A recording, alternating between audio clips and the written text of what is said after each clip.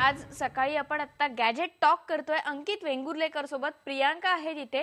प्रियांका, अंकितला थोडंसं मला विचारायचं होतं की असं साधारणपणे म्हटलं जातं की एखादी टेक्नॉलॉजी असू दे, एखादी क्रेज असू दे, आपल्याकडे उशिरा येते, आधी बाहेर येते आणि आपल्याकडे उशिरा येते. खरंच असं आहे का? नक्कीच मी त्याला विचारते. सध्या अंकित माझ्या फोनमधून त्याच्या फोनवरती दिल्ली 6चं गाणं ट्रान्सफर करतोय, राईट अंकित? ओके. तुझा थोडा अनकूल आहे फोन, बट ॲटलीस्ट गाणी वाईज काफी कूल आहे. अनकूल असला तरी त्याच्यात छान गाणी आहे जे तू ट्रान्सफर करून घेतोस आता. मला वेळ नाही मिळत गाणी डाउनलोड करायला. बट स्टिल आय हॅव दम. माझा वन अप आहे ह्याच्यामध्ये. ओके, आणखीन एक तुला मला प्रश्न विचारायचा आहे की आता आपण असं नेहमी बघतो की ना प्रत्येक गॅजेट जे येतं, नवीन येतं, जे न्यू टेक्नॉलॉजीज असतात ते सगळे परदेशात पहिला येतात आणि नंतर भारतात येतात. ओके, पण असं खरंच आहे का रे की पहिला बाहेर सगळ्यांना कळतं आणि नंतर आपल्याला कळतं? Not actually. इनफॅक्ट जे खूप जास्त बिग तिकीट जे प्रोडक्ट्स हल्ली तुम्ही बघाल तर वर्ल्ड वाईड रिलीज बरोबर सायमल्टेनियसली त्याच दिवशी भारतात पण रिलीज होतं. See, because it's a clear cut business model. जगातली second largest growing economy Bharat आहे आणि if any manufacturer is not simultaneously selling it in India, त्यांचा सगळ्यात जास्त लॉस आहे. कारण Indians are so well travelled now.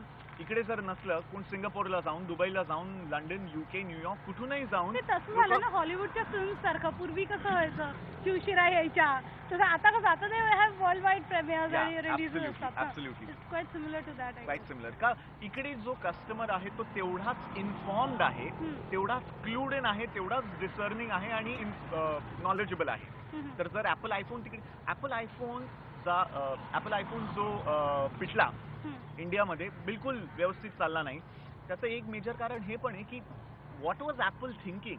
Like 2007 जूनमध्ये US मध्ये लॉन्च केला, 1-1.5 वर्षानंतर भारतात लॉन्च करतायत. Why the hell should we get this third world treatment यार? Like the number do you think म्हणून तो पिटला जास्त? more than that reason, but I think that was one of a big reasons, and I'm really glad की भारतात iPhone बिलकुल नाही चाललाय, because you can't give a such treatment यार. लाईक 1 वर्षानंतर काय विचार करून तुम्ही फोन लॉन्च करतायत आणि ते पण 3G फोन इकडे लॉन्च केलाय जेव्हा इकडे 3G पण नाहीये.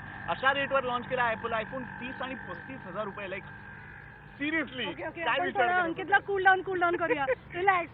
आतापासून सगळी लोक वर्ल्ड ओव्हर रिलीज करतात. ओके, मला सांग, आपण ऑनलाईन परचेसेस बद्दल बोलूया की बऱ्याच साईट्स असतात की आपण ऑनलाईन आपले गॅजेट्स विकत घेऊ शकतो. पण कसं असतं ना की दरवेळेला मोबाईल सारखी गोष्ट जी असते तर हातात ती घ्यायला हवी. वो सेलफोन दिखावा, हातात घेऊन बघायचं असतं प्रत्येकाला. तर हे ऑनलाईन बाईंगचा काय फंड आहे यार आणि कसं करू शकतो आपण?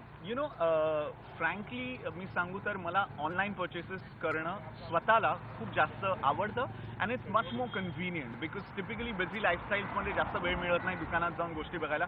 And thanks to my job I get to see most of the gadgets. But especially now if you want to go buy something now, जर कोणाला मोबाईल फोन ऑनलाईन विकत घ्यायचा असेल तर टिपिकली असं केलं पाहिजे की आधी दुकानात जा, मोबाईल फोन बघा, हाताळा, त्याच्याबरोबर खेळा थोडंसं. So you get to know कसा असतो, वजन कसं आहे, कलर कसा आहे, फीचर्स कसे आहेत. ऑनलाईन परचेसचा एक मोठा फायदा असतो जे रेट्स तुम्हाला मिळतात. रेग्युलर गॅजेट तुम्हाला 5 ते 10% डिस्काउंट तर मिळणारच मिळणार. आणि जे हाय एंड गॅजेट्स असतात त्याच्यावर तुम्हाला कधी कधी अगर लक साथ दे तर 20-25% डिस्काउंट मिळतो, which is absolutely amazing. Now typically जे ब्रिक अँड मॉर्टर शॉप्स असतात किंवा जे रिटेल स्टोर्स असतात ते डिस्काउंट तसा नाही देऊ शकत. का युनिफॉर्म, सॅलरी, AC, ओव्हरहेड या सगळ्या गोष्टींचा खर्च त्यांना फॅक्टर इन करायचा असतो प्राईसमध्ये. फॉर ऑनलाईन बिझनेसचे सगळे खर्च नसतात. फक्त एक वेअरहाऊस असतं आणि एक सॉफ्टवेअर डेव्हलपमेंट त्यांचं सेंटर असतं जिकडनं ते वेबसाईट चालवत असतात. म्हणून खूप जास्त कॉस्ट बेनिफिट ते एक्सटेंड करू शकतात कस्टमर्सला. पण मेजर हेच अशी असते की ते मनाला पटत नाही. ते हाऊ टू ओव्हरकम दिस? कारण का मला स्वतःला असं वाटतं की शिट ऑनलाईन कसं घ्यायचं यार. नाही, ॲक्च्युली ह्याच्यात एक गोष्ट तू हे करू शकतेस की छोट्या छोट्या डेनॉमिनेशनच्या गोष्टी विकत घेणं सुरू कर. 200-250 रुपयाचं टी शर्ट घे आधी, 600-700 रुपयाचे शूज घेतले. मग काय होईल, एकदा तू शॉपिंग करायला लागली online, you will be comfortable with the fact की तुझं जे क्रेडिट कार्ड इन्फॉर्मेशन आहे ते तू ऑनलाईन देते आणि ते सिक्युअर आहे तिकडे. आणि ऑल्सो जो प्रोडक्ट तुला डिलिव्हरी मिळेल, तुला डिलिव्हरी सायकल कळेल आणि जो प्रोडक्ट हातात मिळतो you will see if it's actually the product that is sold. I think I will try this out. आपल्याला टेक गुरुकडून आणखीन भरपूर ज्ञान घ्यायचं आहे, त्यामुळे पहा फक्त IBN लोकमत.